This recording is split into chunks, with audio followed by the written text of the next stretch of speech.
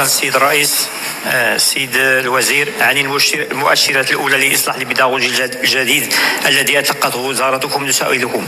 شكرا السيد الوزير على الأرقام والتوضيحات التي تقدمتم بها والتي تبين بالملموس تعبئة الحكومة من أجل تكريس نموذج جديد للجامعة المغربية يقطع مع التجارب السابقة التي لم تستطيع الجواب على التحديات، من بينها عدم ملائمة تخصصات الطلبة مع احتياجات سوق العمل، إلى جانب ظاهرة التسرب الجامعي التي وصلت في بعض السنوات إلى 49% بين طلبة الإجازة دون الحصول على الشهادة، والضعف على مستوى اللغات والمهارات الحياتية للطلبة المتخرجين.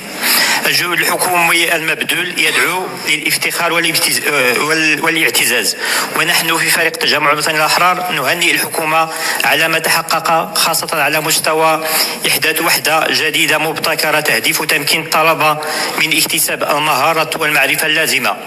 تجربة مراكز التميز التي تم افتتاحها بكلية الاستقطاب المفتوح، وندعوكم إلى دعم هذه التجربة الرائدة.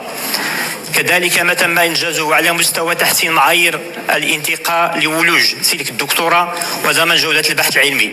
كما ندعو الوزارة إلى مراجعة نظام تأهيل الأساتذة الباحثين والإسراع في تعيين اللجنة الوطنية للجامعات لمتابعة الملفات العلمية والبيداغوجية وشروط مناقشة التأهيل الجامعي، مع ضرورة وضع دفاتر ضوابط بيداغوجية وعلمية وطنية لكل سلك من أسلاك التعليم العالي، مما يتطلب مراجعة شاملة وتقييم دقيق للمناهج الدراسية والمحتوى الأكاديمي. وشكرا.